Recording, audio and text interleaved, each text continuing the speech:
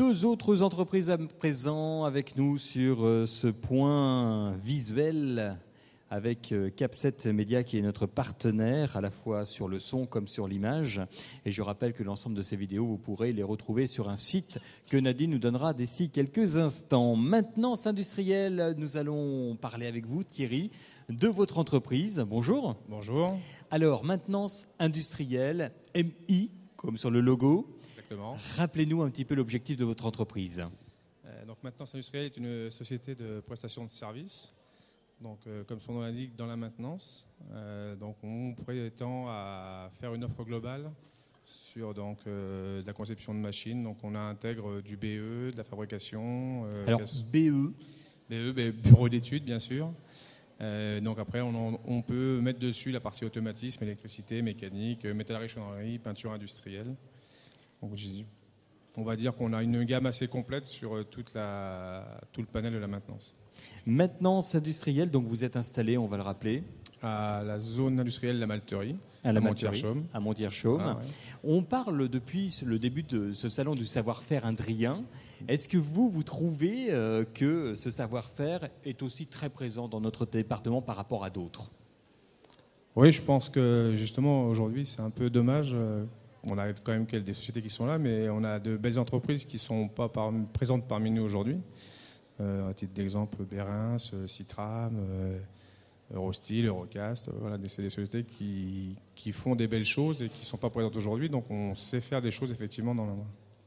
Et vous, par rapport à votre entreprise, par rapport au personnel que vous avez, au niveau de la main-d'œuvre, est-ce que vous trouvez votre personnel dans notre région ou vous êtes obligé de faire appel à des personnes extérieures au département ? Principalement, non. On essaye quand même de rechercher des gens locaux. Et c'est vrai qu'on a du mal, effectivement, à recruter en ce moment. Qu'est-ce qu'il faudrait pour faire un bon recrutement dans le département ? Des personnes un peu plus formées sur certaines catégories, sur certains métiers ? Je pense sur certains métiers, je vois nous par rapport à notre activité, sur la mécanique, sur l'électricité. On voit qu'on a des gens qui se rapprochent de la retraite. Et on n'a pas assez de personnel formé pour pouvoir remédier à ça dans quelques années. C'est marrant parce que ça, c'est le mot-clé, parce que ce n'est pas ordinairement sur ce salon qu'on parle d'emploi, à part tout à l'heure avec Pôle emploi, mais on a l'impression véritablement que c'est une demande de la part de tout le monde, les personnes qui vont partir à la retraite, et on ne sait pas comment les remplacer parce qu'on n'a pas forcément cette main-d'œuvre avec cette formation. C'est quand même assez loufoque, quoi. Ouais. C'est pour ça que Maintenance industrielle essaye de prendre régulièrement des jeunes en formation en alternance. Ouais. Tous les ans, on a 3 à 4 personnes en alternance. Donc, pour la prochaine session qui va démarrer, on va prendre quelqu'un d'HEI, de l'école d'ingénieur. On va prendre un BTS maintenance, un bac pro maintenance et un bac pro métallerie. Pour en revenir à votre entreprise et aux entreprises qui vous font appel, quelles sont-elles ?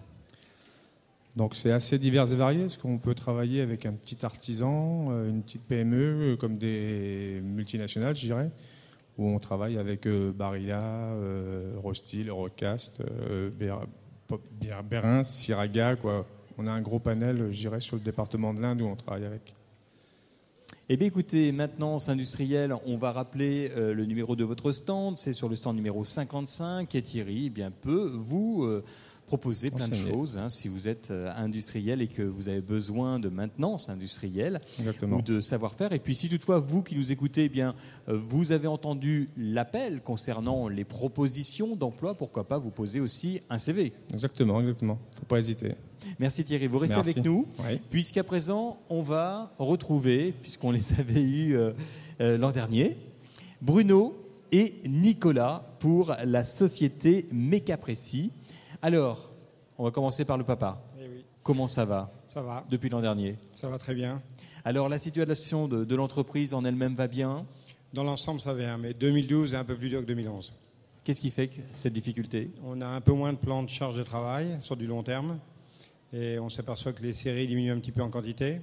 Ouais. On a des marchés porteurs style aéronautique. Ouais. Ça, il y a beaucoup de demandes. Et pour les années futures, ça va progresser encore. Donc 2011, une bonne année. 2012, avec la crise, les élections, un peu de ralentissement, quoi. La perspective de 2013 ? On ne sait pas encore. Pour l'instant, elle n'est pas encore dessinée. Non, on est sous-traitant, donc on suit la demande. D'accord. Et vous pensez à une remontée à partir de quel moment ? On espère qu'avant les vacances, déjà, il y aura un signe. Ouais. Et puis après, sur septembre surtout. Vous savez que les vacances, c'est dans un mois, 3 semaines. Ah oui, ça peut aller vite. Après, les élections, une fois que les élections vont être passées, là, on va avoir la tendance un petit peu. D'accord. Alors, Bruno, on va revenir sur votre entreprise, sur l'objectif de votre entreprise pour tous ceux qui ne la connaissent pas encore. Oui, Make-Apprécie, une entreprise fondée par mes parents il y a 37 ans, que j'ai repris il y a 15 ans. Ça fait 30 ans que j'y suis. Donc, Make-Apprécie, comme son nom l'indique, usinage de mécanique de précision, donc des centres d'usinage, des machines conventionnelles, de la soudure, bureau d'études et montage. Alors vous avez vu que vous avez 3 super soudeurs dans l'assistance. Ouais. Si vous en avez besoin, il n'y a pas de souci, on est là. Pas de problème. Donc on est 43 personnes, on travaille en 2-8 et on travaille principalement pour le secteur de l'industrie. D'accord. Alors, est-ce que c'est difficile, un petit peu comme la même question par rapport à Thierry, de recruter aujourd'hui des personnels ? Ouais, c'est de plus en plus difficile. Pourquoi ? Parce qu'on a les écoles qui ferment. Donc il y a beaucoup moins d'élèves dans les écoles parce qu'il n'y a pas de demande. Les élèves ne sont pas du tout intéressés par le métier. Ils ne sont pas non plus motivés pour y aller. Donc au fur et à mesure, on va perdre les savoirs. Alors il reste le CFAI pour les formations en alternance, qui est une très bonne école. Mais la dernière école de l'Indre en mécanique ferme, c'est Argenton. Il ferme cette année. Donc ça va être de plus en plus difficile. Et après, motiver les jeunes pour venir travailler en entreprise, c'est de plus en plus difficile aussi. Comment vous allez faire pour fonctionner ? On va recruter pas forcément au profil filament usinage. On va peut-être recruter des gens qui ont un profil différent, mais qui veulent changer de métier et qui sont intéressés. Et je pense que dans les années futures, étant donné que ça coûte très très cher de former des élèves en industrie à cause du coût des machines, je pense que nous, on aura les machines pour former et on aura en parallèle des écoles qui vont s'ouvrir pour faire que de la théorie sur des formations 1 an, 2 ans, 3 ans. Alors derrière vous, il y a le petit Nicolas qui a bien grandi depuis l'an dernier. Alors Nicolas qui est le fiston, qui est donc la 3e génération. 3e génération, oui. Alors on avait un tableau un peu pessimiste pour 2012-2013, on ne savait pas trop où on allait. Est-ce que ça ne vous fait pas trop peur justement de lui passer le flambeau, parce qu'apparemment il a l'air bien OK pour reprendre l'entreprise dans quelques années, je crois qu'il y a des modèles qu'il faut un petit peu suivre. On parle souvent du modèle allemand, qui est donc la transmission de l'entreprise par la famille. Donc je pense qu'aujourd'hui on a quand même une entreprise qui marche, qui a été fondée, que je perpétue dans la réussite derrière, et ça serait dommage d'avoir un outil de travail qui, entre guillemets, nous nourrit, de le voir partir. Et si la famille peut continuer l'aventure, c'est très bien pour tout le monde, pour mon père, pour mes parents, pour moi, et puis après pour lui. Alors justement, on va lui poser la question. Nicolas, comment ça va depuis l'an dernier ? Très bien, merci. Très bien. Alors je ne vais pas poser la question, est-ce qu'il y a eu pas mal d'engueulades avec le papa durant 1 an ? Je ne la pose pas, mais tu peux me répondre. Non, c'est bon. 2011 a été une bonne année, donc on a emmené des beaux projets. Il y a des beaux projets, effectivement. Alors, tu as entendu papa avec une vision de l'avenir, pas forcément très rose. Est-ce que toi, en tant que jeune futur patron, tu n'as pas trop peur de cette aventure ? Bon, je la subis au quotidien parce que je suis aussi gérant d'une entreprise d'érosion qui est à côté de Make-Apprécie.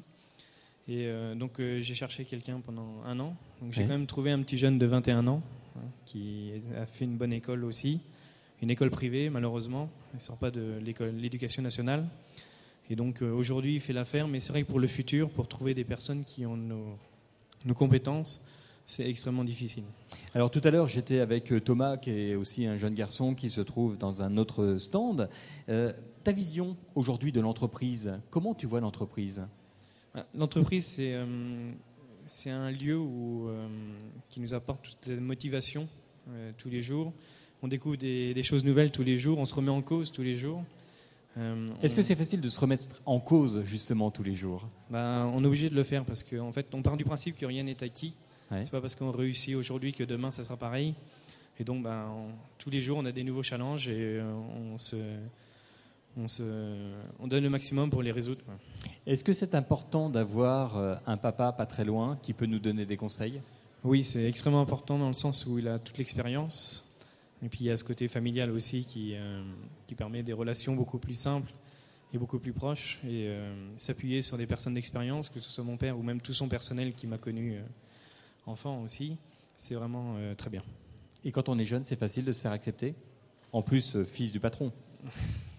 En général, ça va, ça se passe bien. Ça se passe bien ? Oui.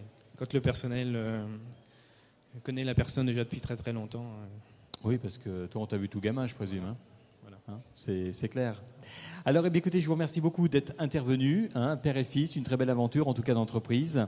Et puis vous, Thierry, on vous souhaite bonne chance pour l'avenir, et puis plein de boulot, plein de beaux enjeux, en tout cas pour l'année 2012, et puis surtout l'année 2013.